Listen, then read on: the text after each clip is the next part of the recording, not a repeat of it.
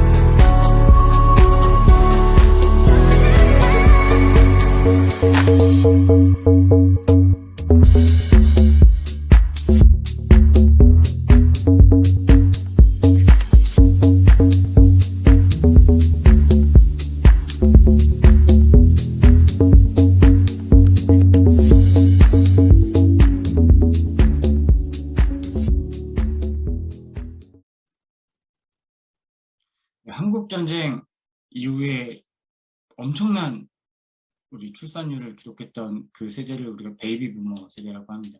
그 베이비 부머 세대는 저한테는 이제 아버지 세대 정도가 됩니다. 저희 베이비 부머 세대인 저희 아버지가 할머니, 할아버지가 돌아가실 때 이제 모셨었는데 그때 사남이녀셨는데 굉장히 힘들어 하셨어요. 그리고 제가 이제 아버지 세대를 이제 부양하는데 저는 이제 혼자이기 때문에 그때의 짐보다 3배, 4배를 제가 무겁게 지게 되는 상황이 되는 것 같습니다. 근데 그것보다 더 심각한 상황은 사실 이제 Z세대로 갔을 때 초저출산 상태이기 때문에 훨씬 어려운 상황에 처할 것이다. 사실 우리 주변을 둘러보면 우리 주변에서 이런 어려움은 그냥 쉽게 관찰할 수 있고 이제 거의 코앞에 닥친 문제다라고 이제 이렇게 생각을 할 수 있습니다. 되게 많은 사람들이 체감을 하는 벌써 이제 많이 앞에 다가온 문제라고 생각할 수 있습니다. 이 문제가 훨씬 더 심화되는 상태로 나타날 겁니다. 근데 그 문제를 해결할 수 있는 방안이 뭘까?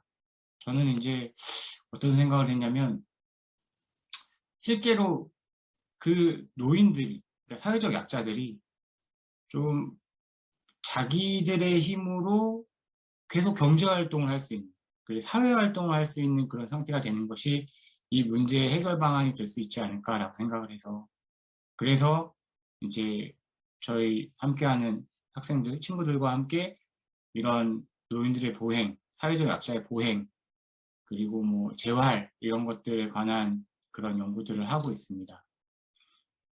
우리나라에 온 외국인들이 그런 얘기를 많이 하더라고요.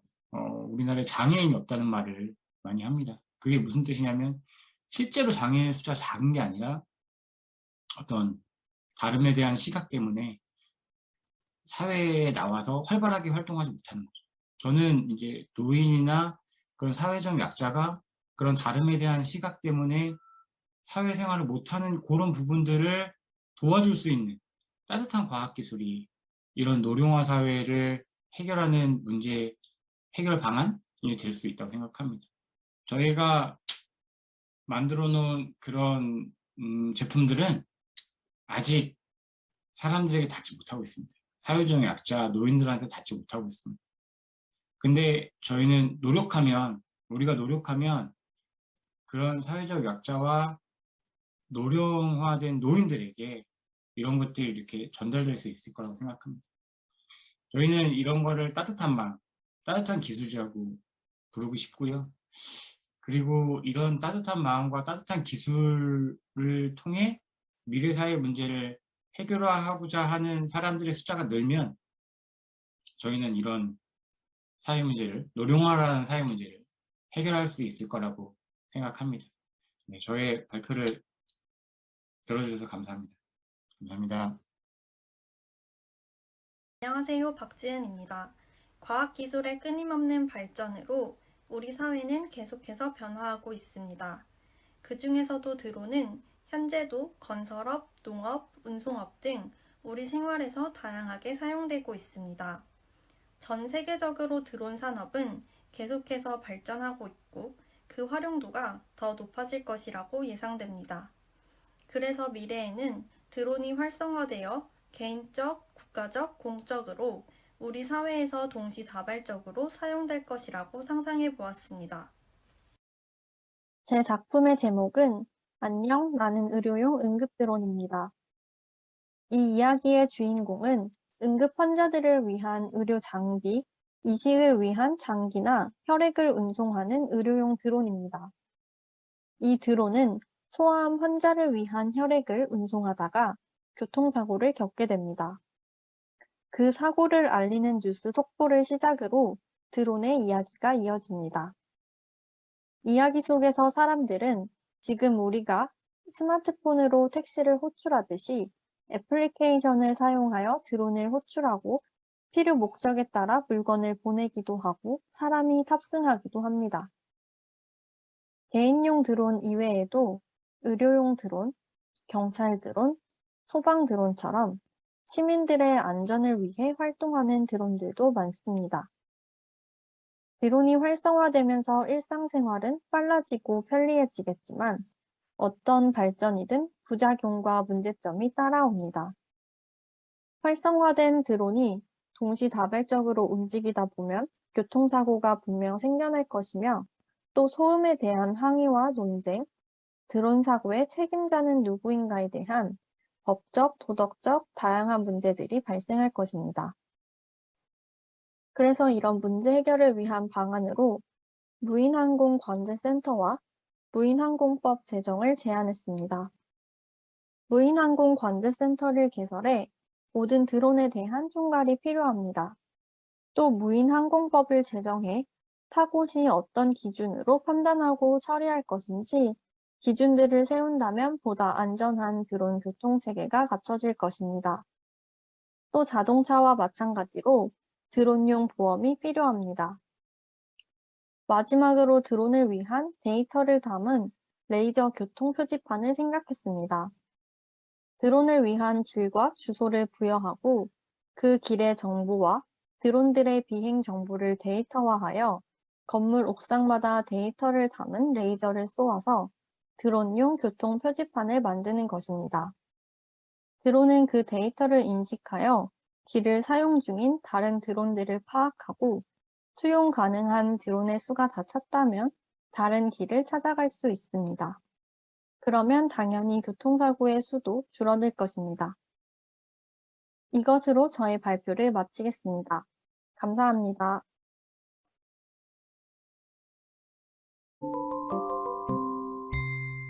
뱀파이어 커플의 추억. 우리 함께한 지 벌써 100년이나 되었네. 우리 사귀는 동안 이 세상 참 많이 변한 것 같아. 자기는 어떤 것들이 기억에 남아? 당연히 오빠 처음 만난 2031년 12월 1일이지. 그땐 다들 전기차를 끌었고 자율주행 시스템이었던 시절이라서 사고가 많이 있었잖아. 그래서 오빠도 내 차를 박은 거고.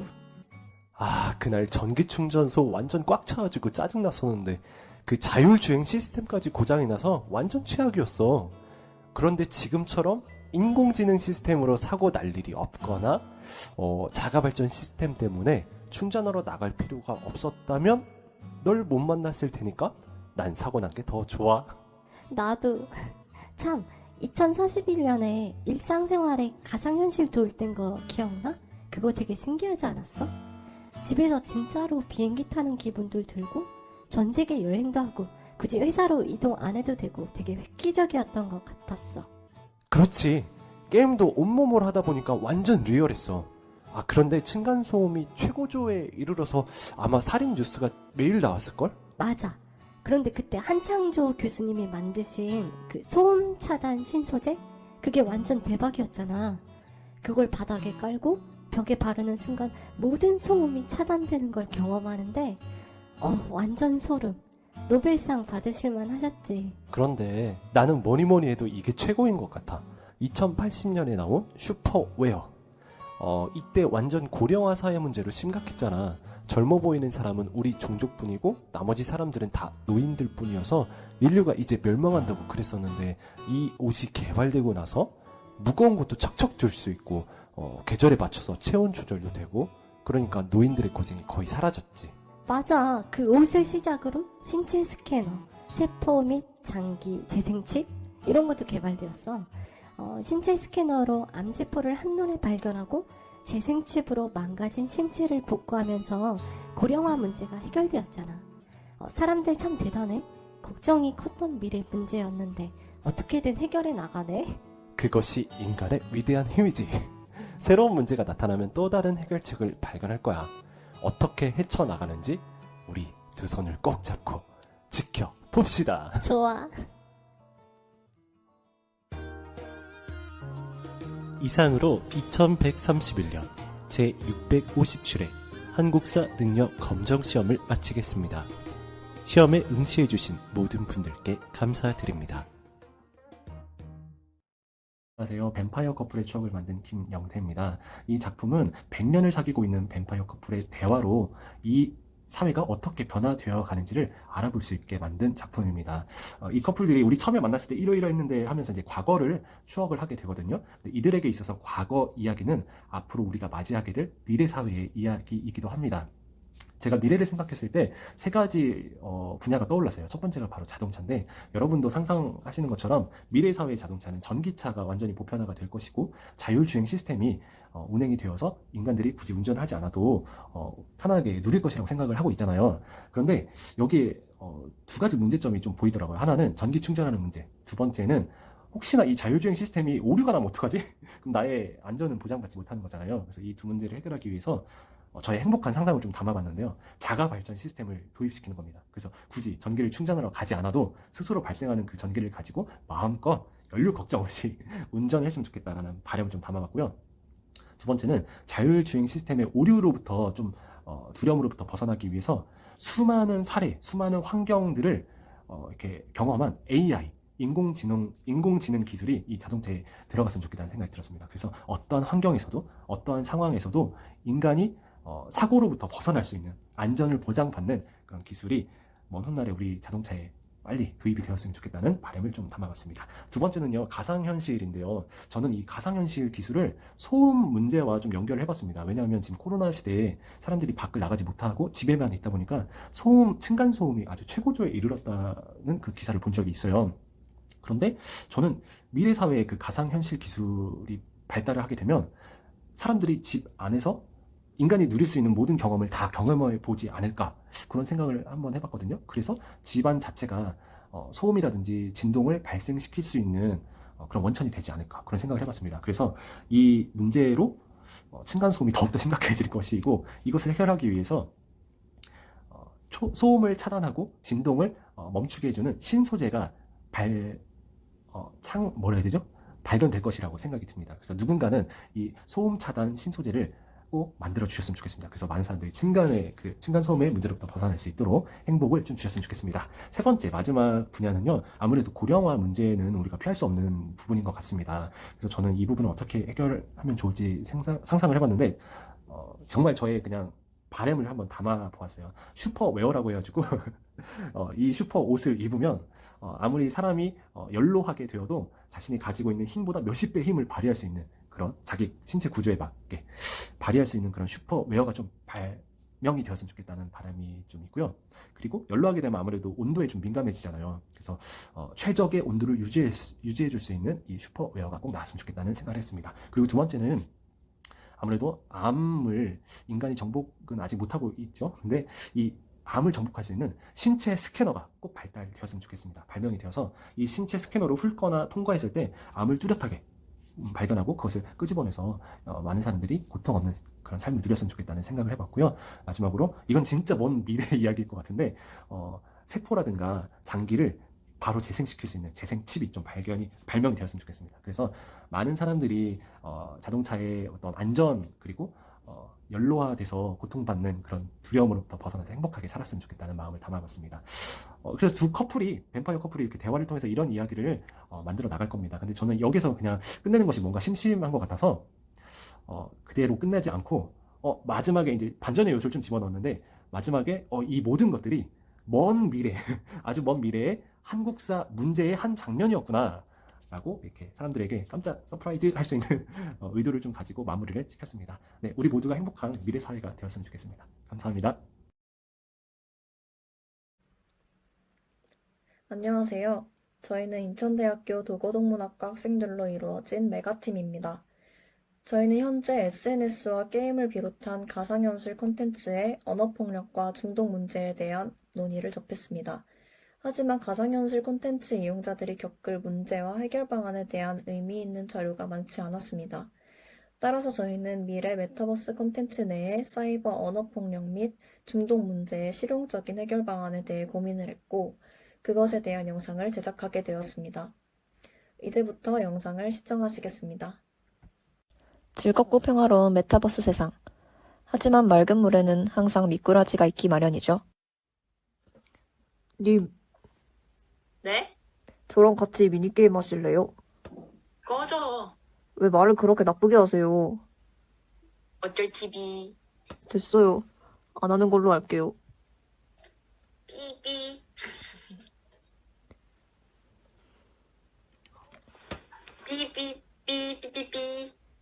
나한테 갑자기 왜 그래요? 전 아무것도 안 했는데. 삐삐삐삐삐삐. 욕설 및 성희롱 감지.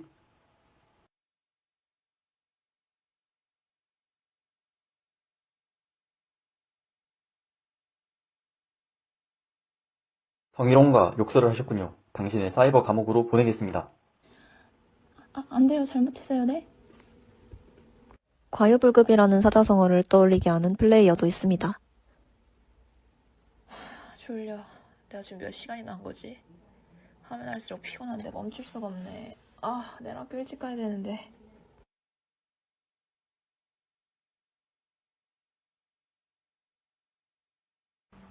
아무리 재미가 있어도 일상에 지장이 가도록 오래 하면 안 됩니다. 독려하시고 중독 교육을 받으면 다시 게임을 즐길 수 있도록 하겠습니다. 알겠어요. 그렇다면 감옥에서는 무엇을 할까요? 지금부터 사회성 교육을 하겠습니다. 먼저 상대방에게 경청하는 태도를 5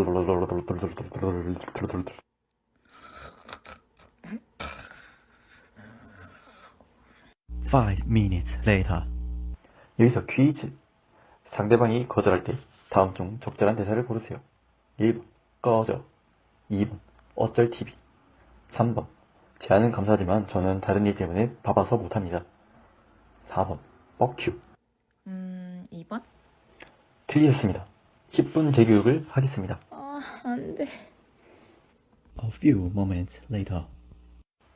이제 실제 중독자의 영상을 시청하시겠습니다.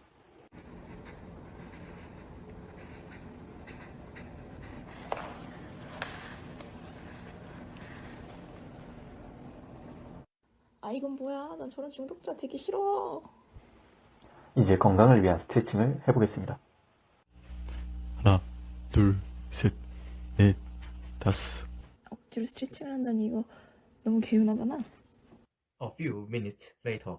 힘들었지만 유익한 교육이었어. 나는 이제 가상현실을 건전하게 이용하는 플레이어야. 재밌게 시청해주셨나요? 이제 영상 해설을 하겠습니다.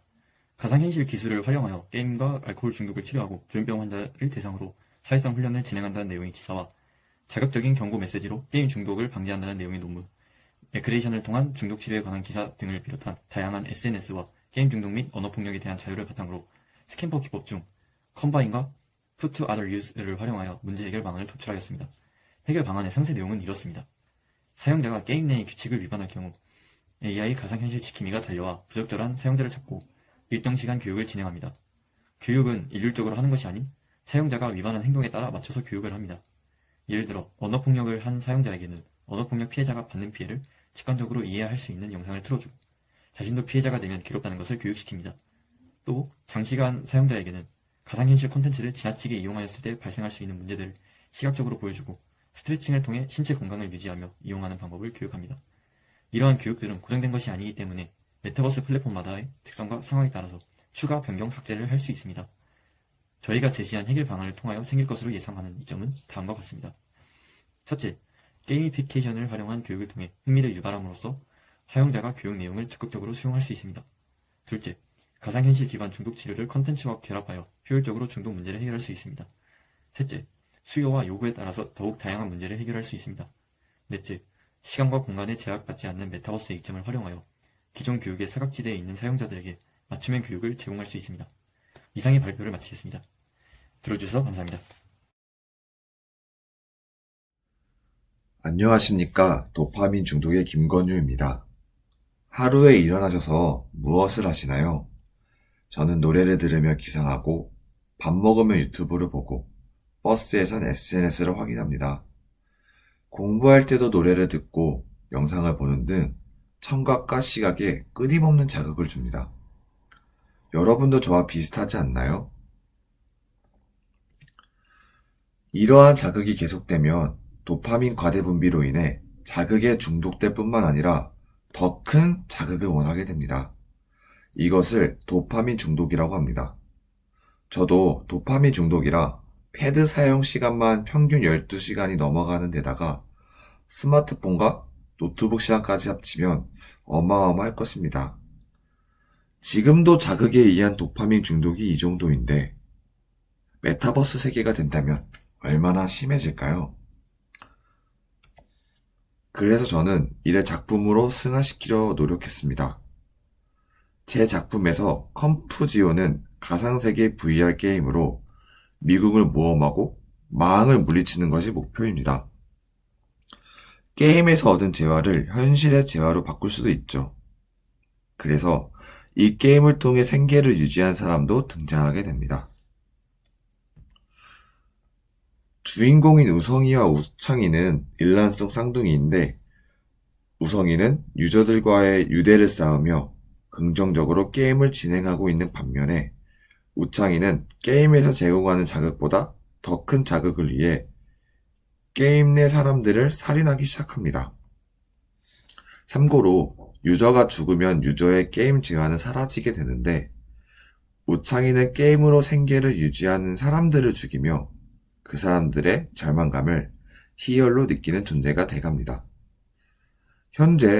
지금 현재에도 게임에서 아무런 이유 없이 다른 이를 괴롭히고 방해하는 게 만연한 만큼 자유도가 매우 높은 메타버스 세계에선 어떤 일이 벌어져도 이상할 것이 없다는 걸 알아주셨으면 하고 저는 개인적으로 더한 일도 가능하다고 봅니다.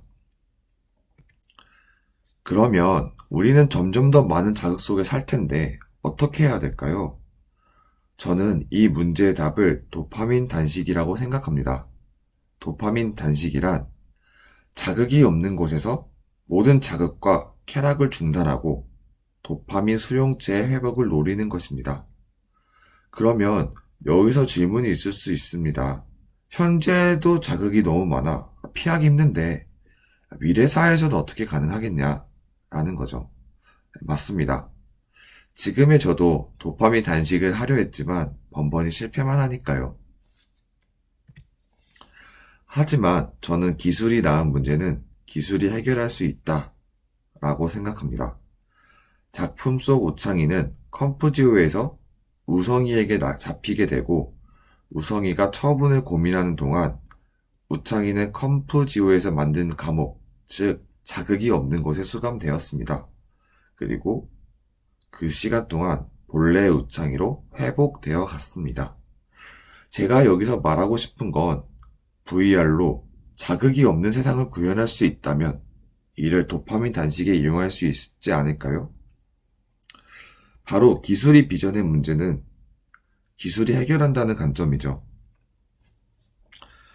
우리는 항상 답을 찾아냈습니다. 기술로 문제를 해결하며 한 걸음 한 걸음 나아가는 역사였습니다. 이처럼 저는 앞으로 기술로 인해 다양한 문제가 생길 것이지만 이를 기술로 해결할 수 있다고 생각합니다.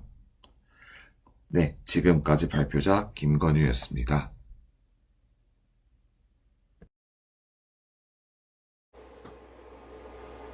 안녕하세요. 탄소 중립 이후의 미래사회 전력계통 환경과 문제 해결 방안 분석에 관한 발표를 준비하게 된 이성규라고 합니다. 잘 부탁드립니다. 다들 아시겠지만 탄소 중립은 현재 우리나라에서도 굉장히 핫한 주제입니다. 우리나라에서는 2030년까지 온실가스 배출량을 40% 감축하고 2050년까지 순 배출량을 0으로 만드는 계획을 가지고 있는데요. 이번 발표에서는 탄소 중립이 실현된 2050년 이후의 미래사회의 모습과 이에 대한 문제 해결 방안에 대해 알아보는 시간을 가져보려고 합니다. 준비된 목차는 다음과 같습니다.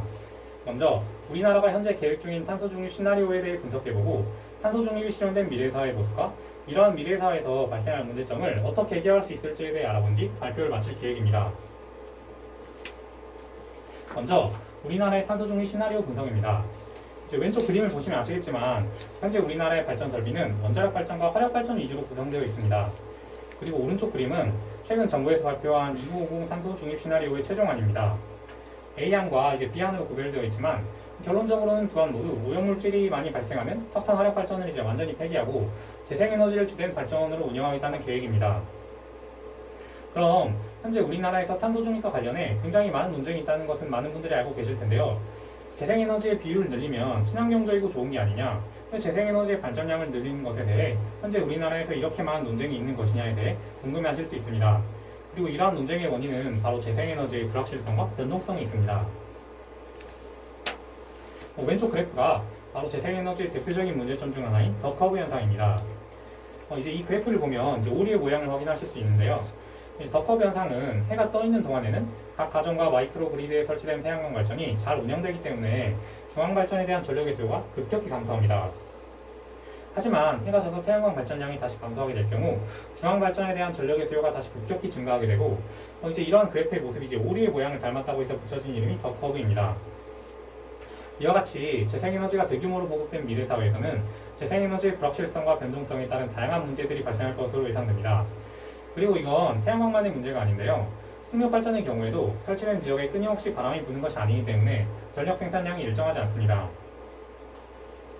오른쪽 그림은 2020년부터 2050년까지 기저부하 발전의 전력 수요량을 분석한 자료입니다. 자료를 보시면 아시겠지만 연도별로 재생에너지의 발전 비용들이 높아질수록 이제 기저발전에 대한 부하의 수요량이 이제 크게 증가하는 것을 확인할 수 있습니다. 따라서 미래 사회에서는 일부 재생에너지원에 문제가 발생할 경우 효율적이고 신속한 수요 관리를 통해 다른 재생에너지로의 전환을 빠르게 수행할 수 있는 시스템이 필요한데요. 이 시스템이 바로 에너지 인터넷이고 에너지 인터넷을 구현하기 위한 장치가 바로 에너지 라우터입니다. 에너지 인터넷은 사물 인터넷의 개념을 이제 에너지 분야에 적용한 시스템입니다. 에너지 인터넷은 이제 기존의 인터넷과 같이 전력망의 모든 이용자들을 서로 연결하면서 실시간으로 에너지와 정보를 주고받을 수 있도록 합니다. 그리고 에너지 라우터는 기존의 인터넷에서 라우터가 수행하는 것과 같이 에너지 인터넷 내에서도 서로 다른 마이크로 그리드들과 전력망을 중개하는 역할을 수행합니다. 이 그림은 미래 사회에서 에너지 인터넷이 구현되었을 때 에너지 라우터가 어떤 방식으로 동작할 것인지에 대해 정리한 자료입니다. 자료를 보시면 아시겠지만 배전망에 설치된 에너지 라우터는 이제 각 송전망과 이제 마이크로 그리드들을 연결해주는 역할을 수행합니다. 그리고 마이크로 그리드에 설치된 에너지 라우터는 해당 그리드 내의 모든 에너지의 흐름을 관리하게 될 것입니다. 이 그림은 에너지 인터넷이 구현된 미래 사회에서 에너지 라우터가 운영될 시나리오에 대해 분석해본 것입니다. 자세하게 설명해드리면 다음과 같습니다. 먼저 일출 후 태양광 발전 시스템이 태양 에너지를 전기로 변환할 준비가 되면 해당 정보를 에너지 라우터에 보낼 것입니다. 에너지 라우터는 부하 후 수요와 에너지 저장 장치, 다시 말해 ESS에 저장된 전기의 양을 점검하고 태양광 전력의 공급을 시작할 것입니다. 일몰이 가까워지면 태양광 발전 시스템의 전력 생산이 급격히 감소할 것입니다. 따라서 태양광 발전 시스템은 에너지 라우터에 해당 정보를 전달하고 에너지 라우터는 부하 후 수요를 충족하기 위해 풍력 발전의 전력 공급을 준비할 것입니다. 일몰 후에는 태양광 발전 시스템이 정지하고 풍력 발전 시스템이 마이크로 그리드에 전력을 공급하기 시작합니다. 그리고 새벽이 되면 부하의 수요가 급격히 감소할 것입니다. 그리고 이때에는 수요가 적어서 전기요금이 가장 낮은 시간대인데요. 따라서 에너지 라우터는 이용자들의 전기요금을 최소화하기 위해 이 시간대에 주차된 전기차들과 ESS의 충전을 시작할 것입니다. 이 과정은 매일 반복되며 이제 사람의 개입 없이 실시간으로 이루어질 것입니다. 앞서 말씀드렸듯이 미래 사회에서는 화력 발전과 원자력 발전을 위주로 하는 기존의 중앙집중식 발전 시스템에서 벗어나 재생에너지를 주된 발전으로 하는 다양한 분산형 전원이 주된 발전 방식이 될 것입니다. 하지만 재생에너지는 친환경적인 에너지이면서도 보급이 확대됨에 따라 불안정성에 대한 문제가 심화될 수도 있는 에너지이기도 한데요. 따라서 미래 사회의 전력 계통은 이러한 문제점을 실시간으로 대처해서 발생할 수 있는 변수들을 최소화할 수 있을 것이라는 점을 말씀드리고 이번 발표를 마치고자 합니다. 감사합니다.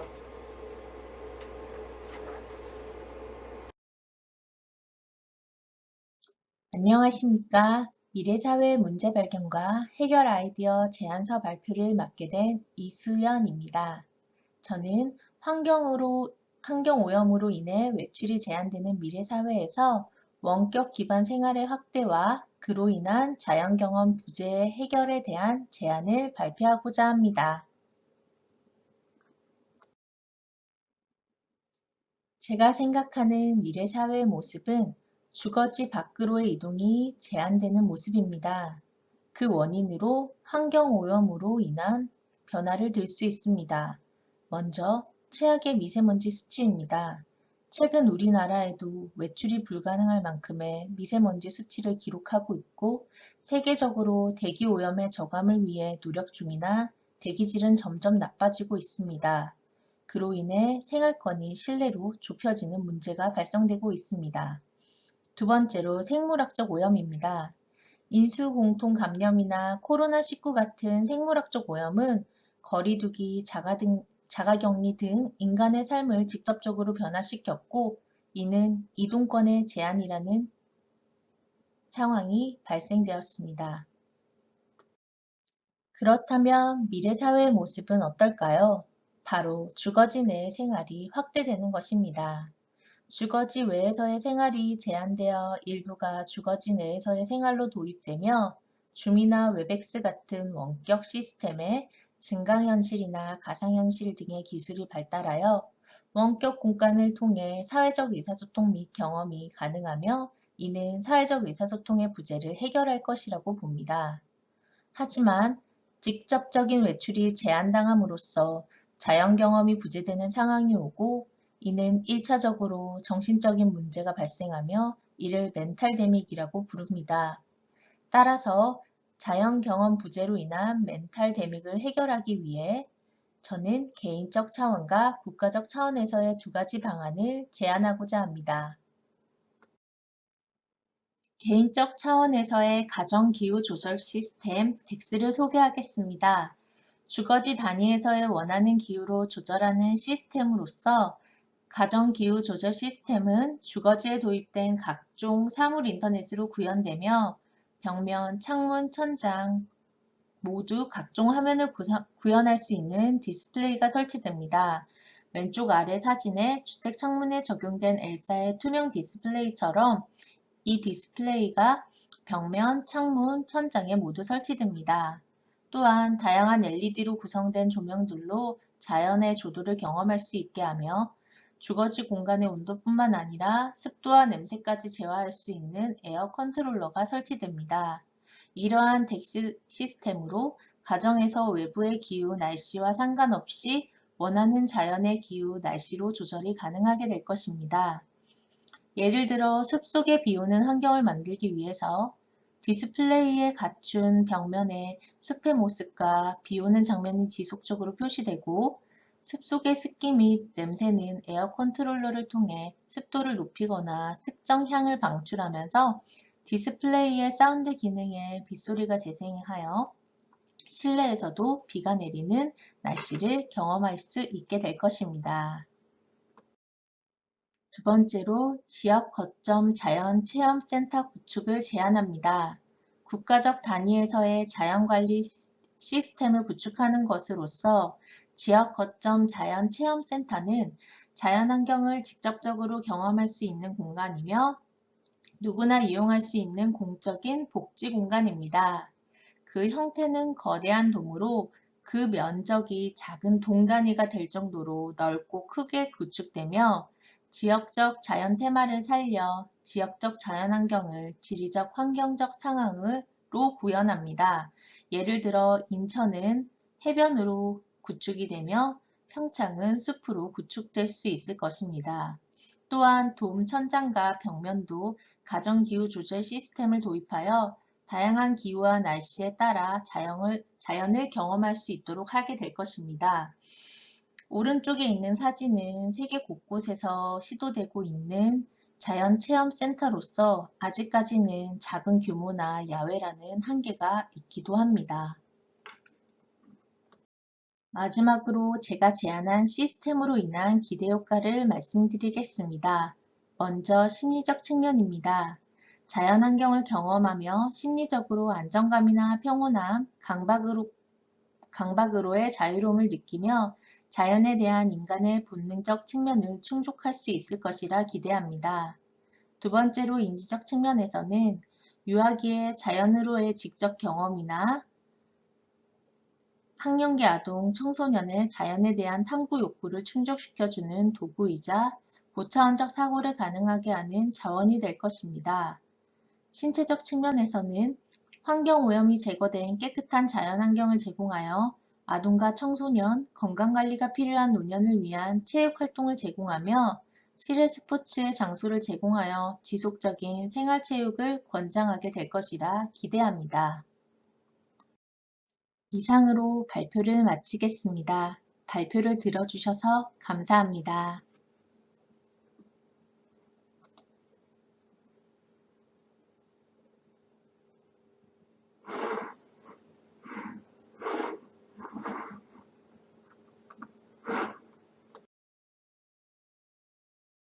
안녕하세요. 반갑습니다.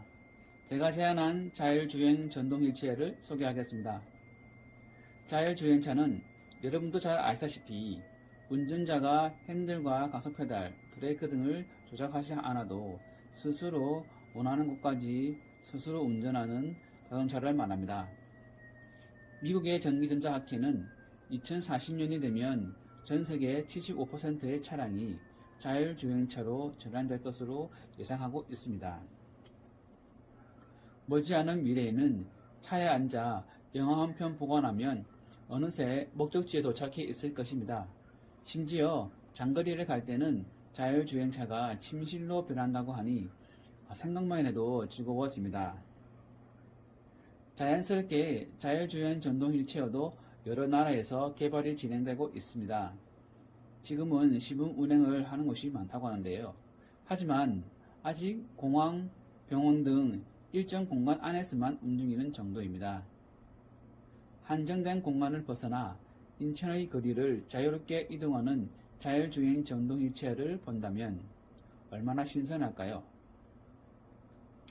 더 나아가 자율주행 버스에도 스스로 올라타는 자율주행 전동 휠체어가 되면 좋겠습니다. 실체에는 몸이 불편하신 분들이 이용하는 것으로 알고 있는데요. 자율주행 전동 휠체어는 시각장애인이 이용하면 아주 편리할 것입니다. 목적지만 말하면 스스로 길거리를 주행해 버스 정류장으로 이동하고 자율주행 버스가 오면 스스로 탑승하고 목적지에 도착하면 스스로 하차하는 자율주행 전동 휠체어가 있다면 시각장애인은 이제 더 이상 시각장애인이 아닌 것입니다. 이렇게 멋진 자율주행 전동 휠체어를 인천에서 가장 먼저 만나보기를 소망해 봅니다. 감사합니다.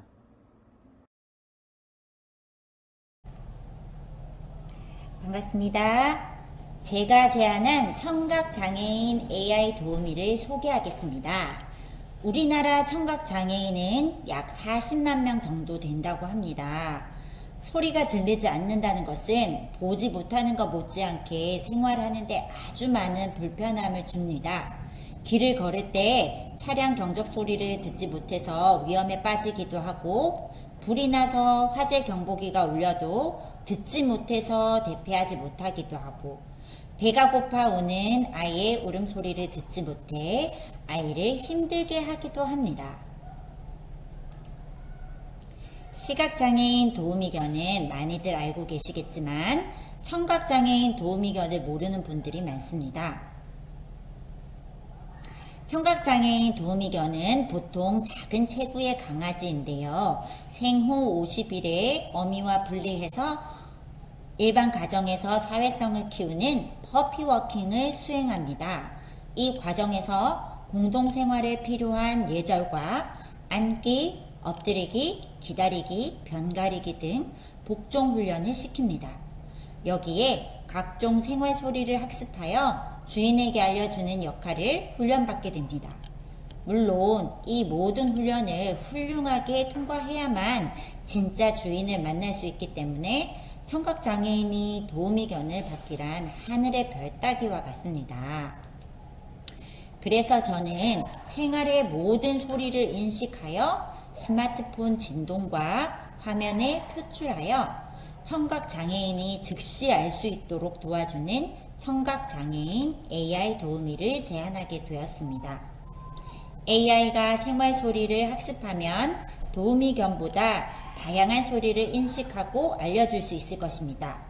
진동으로도 알려주고 화면으로도 알려주어 청각장애인이 생활 속 소리를 들을 수 있게 됩니다. 진동이 울리면 스마트폰 화면을 보면서 소리를 확인하면 됩니다. 차량 경적 소리나 화재 경보 소리 같이 긴급한 소리는 진동 패턴을 달리해서 알려주면 즉시 피할 수 있게 됩니다.